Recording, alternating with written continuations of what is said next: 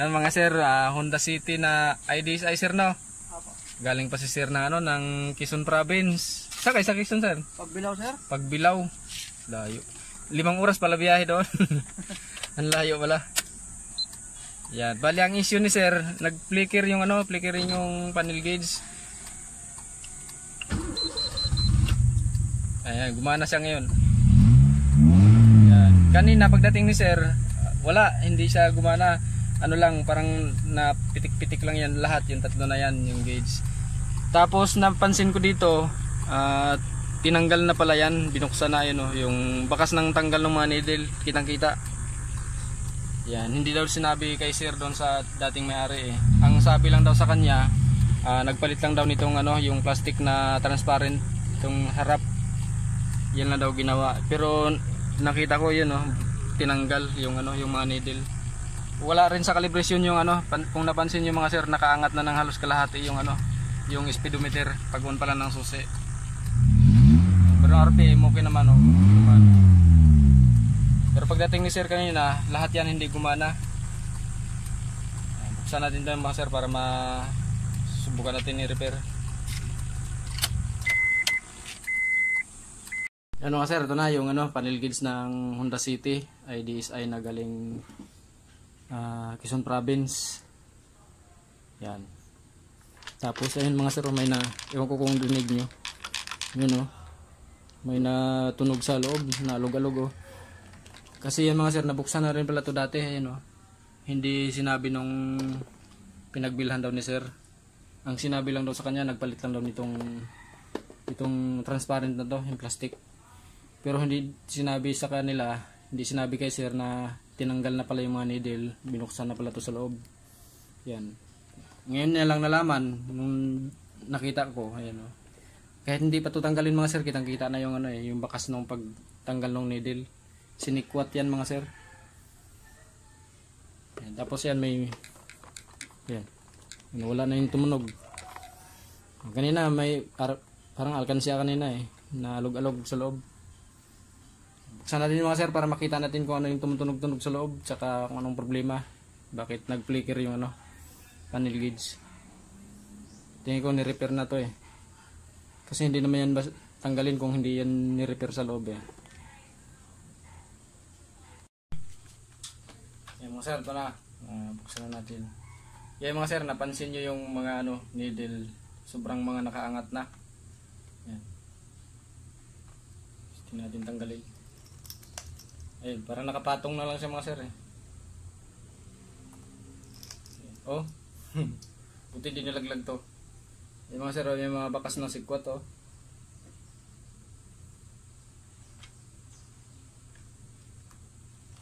yun parang tinatong na lang mga sir, lambot na, tanggalin.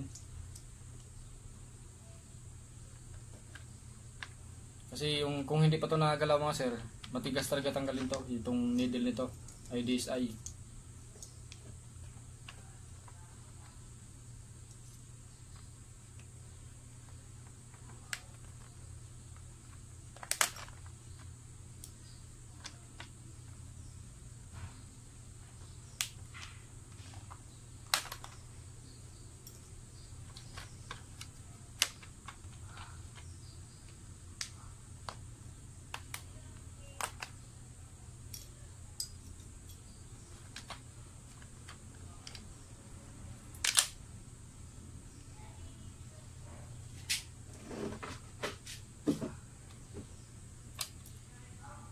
Ito nga sir, ingatan nyo kasi may spring to, baka mawala.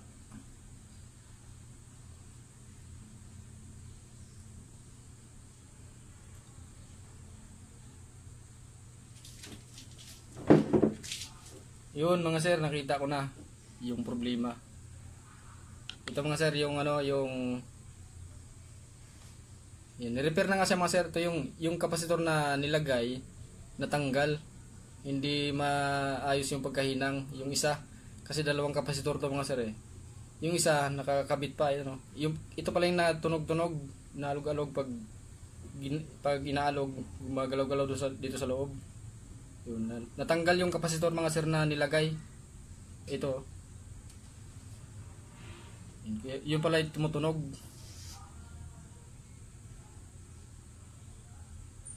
Palitan natin ito mga sir.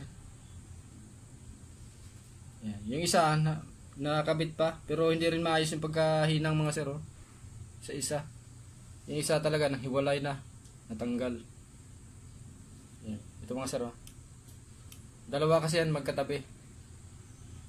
Yung isa wala na, tanggal na. Hilaw mga sir yung pagkahinang.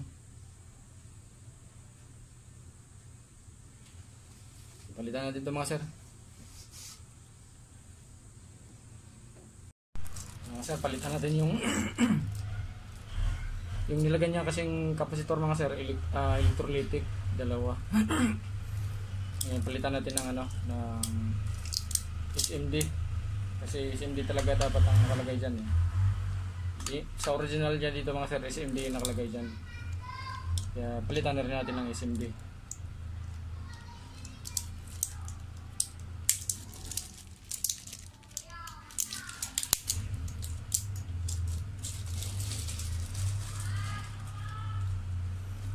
Buti mga sir hindi to nag-short, oh, yung natanggal na na kapasitor. Buti hindi dumikit sa mga diyan, mga kontak.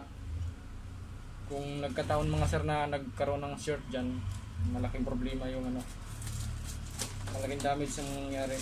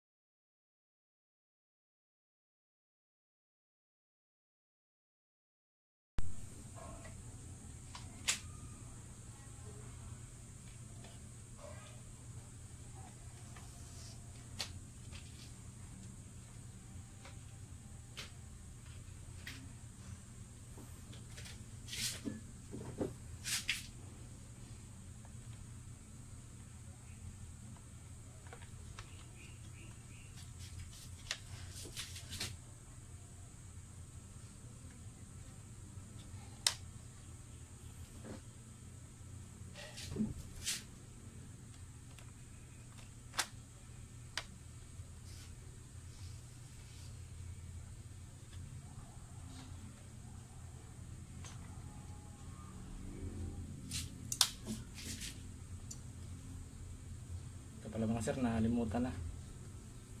Nalimutan ko na ikabit.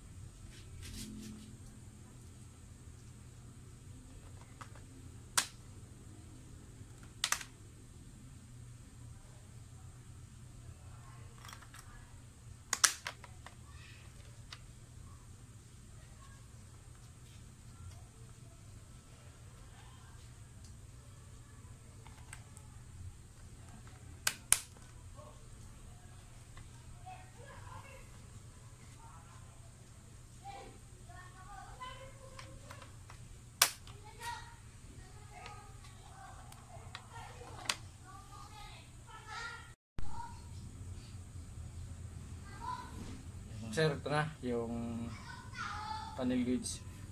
Doon na natin ikabit yung needle mga sir para makalibrate natin yung mga needle dito sa panel gauge. Testing na natin to doon mga sir sa sasakyan.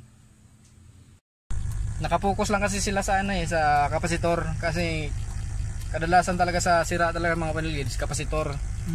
Pero may time talaga na minsan bibigay yung IC yan. Yung iba nakapokus lang sa kapasitor. Katagalan na. Oh. Yan mga sir, yung yung sa IDSI, yan, Honda City. Galing Quezon pa si sir eh. Yan, uwi na rin si sir ngayon. Ayos na yung yung panel gauge ni sir. Yan. Hindi na siya nagpi-flicker. Bali na repair na pala sa dating may-ari. Tapos yung umalog-alog pala na na doon sa loob, pyesa pala yun na natanggal. Yung nilagay na kapasitor hindi naayos ng hinang, tapos may pingas pa yung yung board. Yung dating naggawa, pinilit niya, pinirsa na yung tanggalin yung original na kapasitor. Ayos na mga sir, bali na remedyo rin.